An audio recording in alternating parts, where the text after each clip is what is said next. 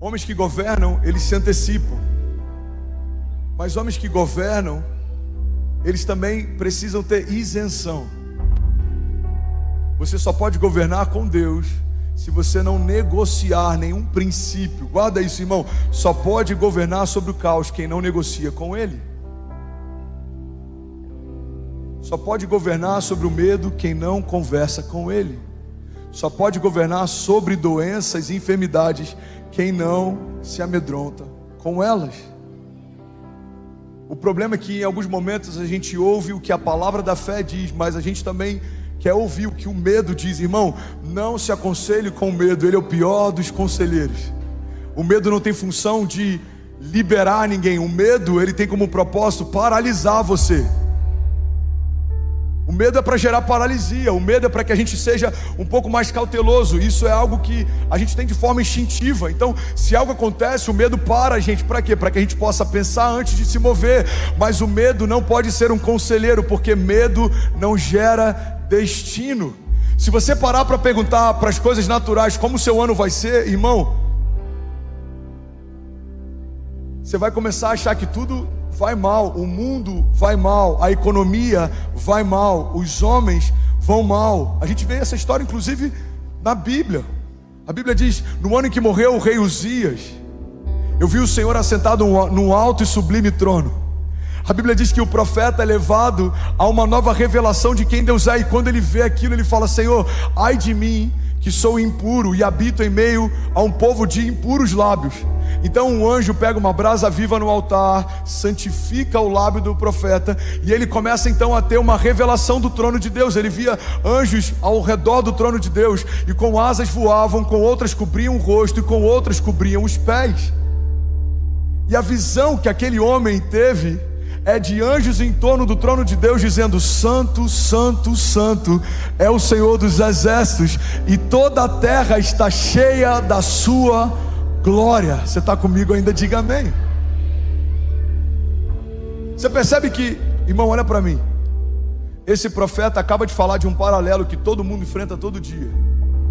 Aos olhos do profeta tudo vai mal, mas a visão de cima do trono de Deus é que toda a terra está cheia da sua glória. Durante o período de Sodoma e Gomorra, aqui embaixo tudo vai mal, mas dos céus toda a terra está cheia da glória de Deus. No período de perseguições da igreja, aos olhos da terra tudo vai mal, aos olhos de Deus toda a terra está cheia da sua glória. André, onde é que você quer chegar? Eu quero chegar num princípio básico. Mesmo no meu dia mal, a terra continua cheia da glória de Deus. Mesmo quando os gigantes se levantam, a terra continua cheia da glória de Deus. Mesmo quando portas naturais se fecham, a terra continua cheia da glória de Deus. Mesmo que o inferno tente sabotar minha família, a minha casa continua cheia da glória de Deus. Então eu preciso parar e escolher se eu vou me mover pelo que os meus olhos veem, ou se eu vou me mover pelo que o trono de Deus fala. Toda a terra está cheia da glória de Deus. Levante suas mãos, profetiza isso junto comigo. O Brasil está cheio da glória de Deus. São Paulo, Alphaville, nações cheias da glória de Deus. 2022 é um ano cheio da glória de Deus. Você crê nisso? Diga: eu creio que independente do que os meus olhos veem, diga com autoridade: toda a terra está cheia da glória de Deus.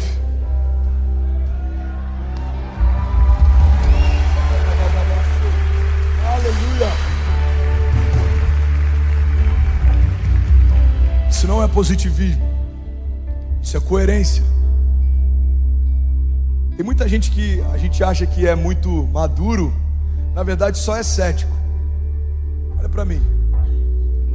Tem muita gente sendo confundida como maduro na fé, porque combate a palavra da fé, a expectativa no sobrenatural. Irmão, você não é maduro, você só é cético. Tem gente que me confronta dizendo: a sua pregação é positivista. Não, a minha pregação não é positivista, a minha pregação é coerente. Se eu creio que Jesus ressuscitou dos mortos, como não crer que Ele também pode ressuscitar promessas e palavras que estão em mim? Se eu creio que as portas do inferno não vão prevalecer contra a igreja, como que eu posso crer que uma palavra de um homem pode impedir um romper de Deus? Igreja, pelo amor de Deus. Se eu creio que aquilo que homens morrem para conquistar na terra, ouro e prata, é o que Deus usou como matéria-prima para pavimentar as ruas dos céus, como que eu vou ter dúvida a respeito de uma provisão sobrenatural? Isso não é positivismo, isso é coerência. Porque se a gente não consegue crer em milagres, a gente não consegue crer que Jesus de fato ressuscitou dos mortos. Se a gente não consegue crer na unção criativa de Deus que sai a partir da palavra que é liberada, a gente coloca em xeque inclusive a nossa crença a respeito do criacionismo. Como eu consigo crer que com a palavra Deus fez todas as coisas em 6 dias, mas eu duvido que com a palavra, debaixo da autoridade que Deus me confiou, eu posso gerar novas realidades nos próximos meses? O modelo está em Gênesis 1. Todas as coisas foram feitas pelo poder da palavra. Nós precisamos imitá-lo. A gente vê na nova aliança, no Novo Testamento, o ministério de Jesus. Alguém está comigo? Diga amém. Jesus falou com plantas, Jesus falou com o mar, Jesus falou com mortos. As plantas ouviram e obedeceram, o mar ouviu e obedeceu, o vento ouviu e obedeceu, os mortos ouviram e obedeceram. Ele vê uma figueira que parentava dar frutos, mas não tinha, e ele amaldiçoa que nunca mais seja gerado fruto, e nunca mais foi gerado. A Bíblia diz que ele está no meio de uma tempestade, ele dá uma ordem para o mar e para o vento: acalma-te, aquieta-te. E os discípulos perguntavam entre si: quem é esse que até o vento e o mar lhe obedecem? Ele para diante de um túmulo de um homem que está morto há 4 dias, já fedia. Ele fala: Lázaro, vem para fora. E o resto da história você já sabe. Então, irmão, guarda isso. Para governar sobre o caos, para reinar sobre o caos, eu preciso me mover da forma como Deus se move. A fé nada mais é do que falar o que Deus fala e pensar como Deus pensa. Você está comigo? A fé nada mais é do que falar como Deus fala e pensar como Deus pensa. Só que para reinar sobre o caos, irmão, eu preciso ter só um conselheiro. Ou eu me aconselho com a palavra, ou eu me aconselho com as opiniões. Ou eu me aconselho com o que Deus diz, ou eu me aconselho com o que os outros pensam. Ou eu me aconselho com Isaías 53, ou eu me aconselho com diagnósticos médicos contrários. Ou eu me aconselho com Filipenses 4,19, ou eu me aconselho com indicadores financeiros. Filipenses 4,19 diz: o meu Deus suprirá todas as necessidades de vocês segundo as suas riquezas em glória. Isaías 53 declara: certamente Jesus levou sobre si as nossas doenças e enfermidades, e o castigo que nos trouxe a paz estava sobre Jesus, e pelas suas pisaduras nós fomos sarados.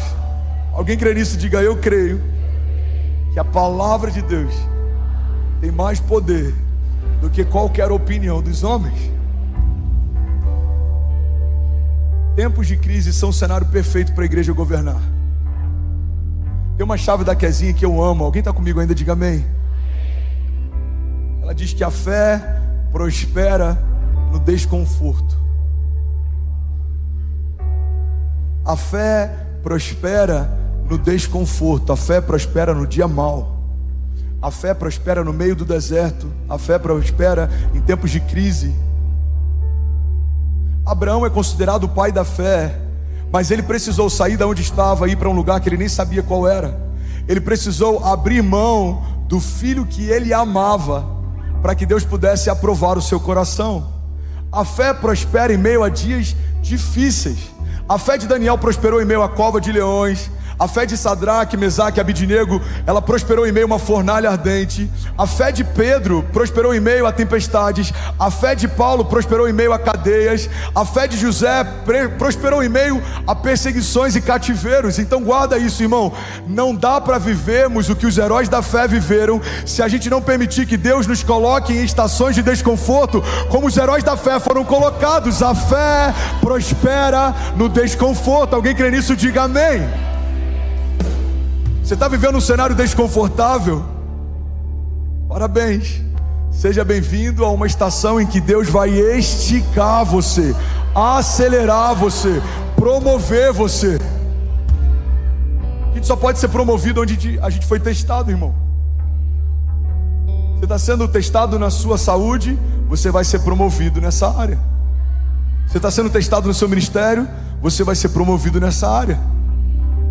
Declara comigo, diga: a fé prospera no desconforto. Bem, você acabou agora de assistir um vídeo. Se você ainda não está inscrito, já se inscreve também no nosso canal, ativa esse sininho aqui embaixo de notificação, e toda vez que eu fizer uma live ou estiver transmitindo uma mensagem ao vivo, você vai ser um dos primeiros a saber. Mas eu deixei mais 2 indicações aqui que eu espero que façam muito sentido para você. Então já aproveita e clica para assistir a próxima mensagem, beleza? Seja bem-vindo ao time de incendiários, e eu espero de verdade que essas mensagens mudem a sua vida como elas têm mudado a minha também. Até a próxima.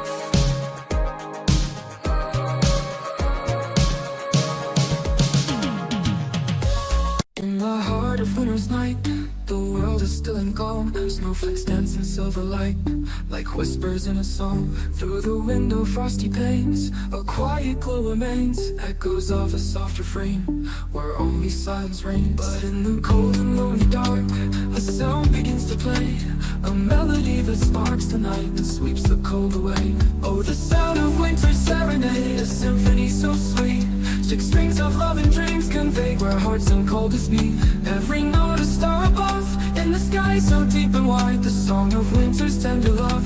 In the night we confide.